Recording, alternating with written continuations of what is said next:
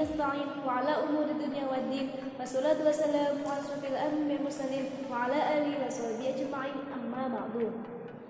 Yang kami hormati Bapak Adinedi Rohayana selaku Rektor IAIN Pekalongan, yang terhormat Rektor Universitas Muria Kudus, yang terhormat Ibu Sandika Diadia Pramesti MPD selaku dosen bimbing kami, yang kami hormati para Dewan Juri Muria Esai Competition 2020, dan tidak lupa teman-teman seperjuangan yang saya sayangi dan saya banggakan.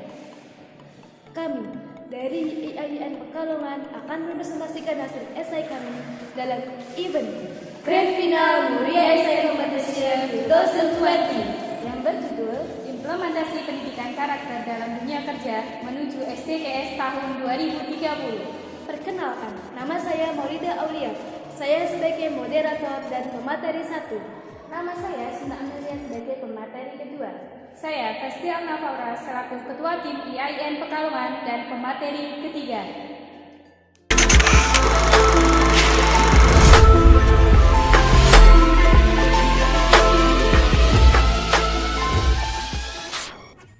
Pengangguran pada awalnya hanya ditemukan di kalangan yang tidak berpendidikan ataupun yang hanya lulus sekolah dasar.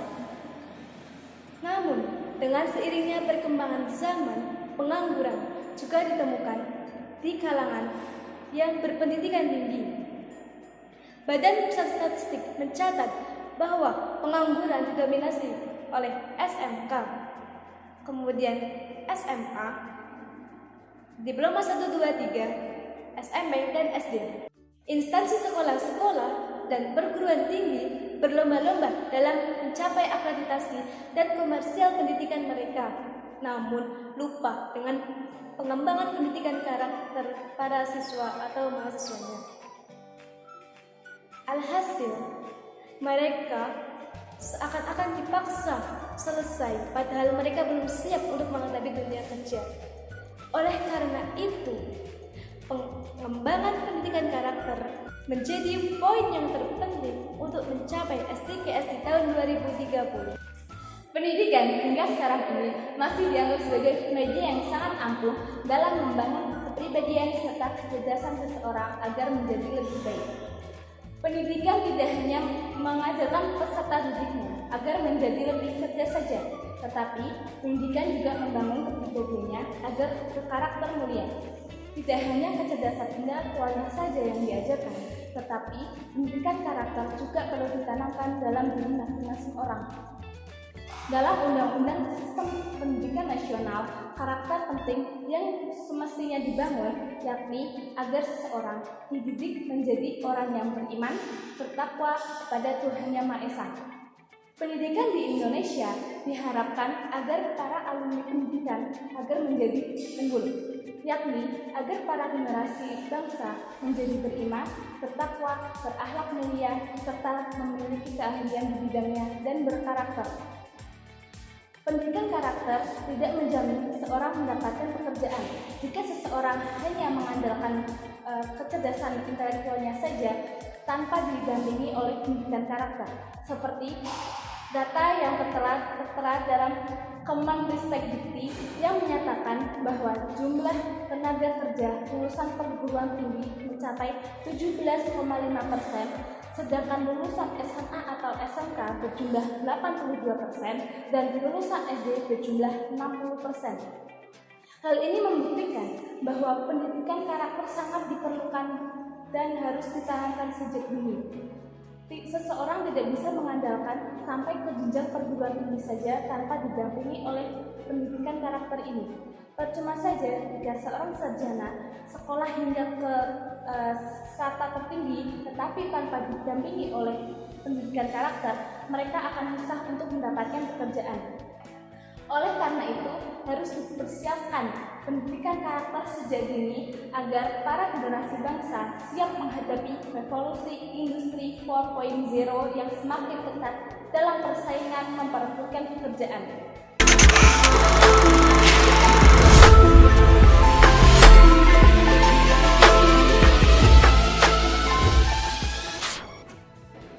Pengembangan nilai-nilai pendidikan karakter dalam dunia kerja saja. Yang pertama ada religius, patuh terhadap apa yang diajarkan oleh agamanya.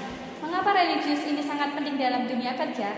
Karena kita hidup di sini bukan hanya untuk mementingkan dunia saja, tapi juga mementingkan akhirat. Yang mana kita dalam bekerja pasti menginginkan sebuah kesuksesan. Kesuksesan tersebut kita juga dapatkan dari Tuhan. Yang kedua ada jujur. Jujur membuat reputasi kita semakin baik, sehingga para rekan kerja dan atasan dapat mempercayai kita dalam sebuah pekerjaan dan dapat lebih dihargai oleh orang lain. Dan yang ketiga ada disiplin. Dalam sebuah pekerjaan tentu ada sebuah peraturan dan tata tertib, yang mana peraturan dan tata tertib tersebut harus kita patuhi. Nah, sikap disiplin ini harus kita terapkan untuk apa? Untuk mempertahankan dan mempermudah pekerjaan kita. Yang keempat ada kerja keras, bekerja bersungguh-sungguh dalam sebuah pekerjaan.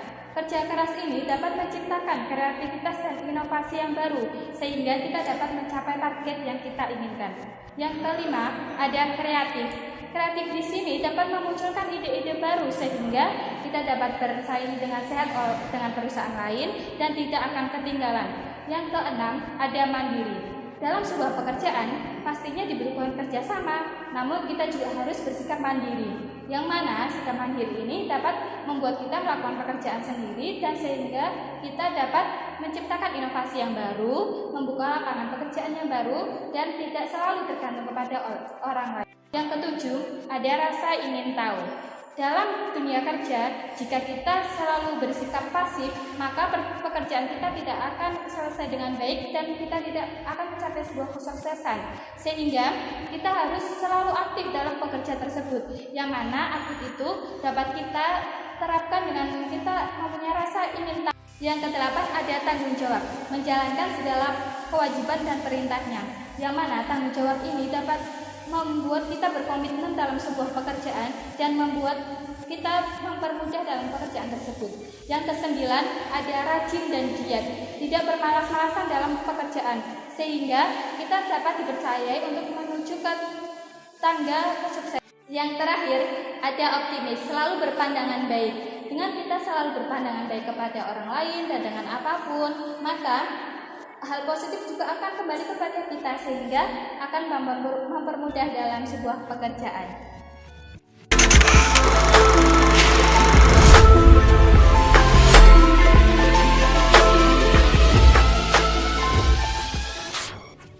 Berdasarkan apa yang telah kami presentasikan, dapat disimpulkan bahwa pendidikan karakter menjadi poin terpenting terutama dalam dunia pekerjaan. Generasi muda dituntut mempunyai kreativitas dan kepribadian yang baik sejak dini.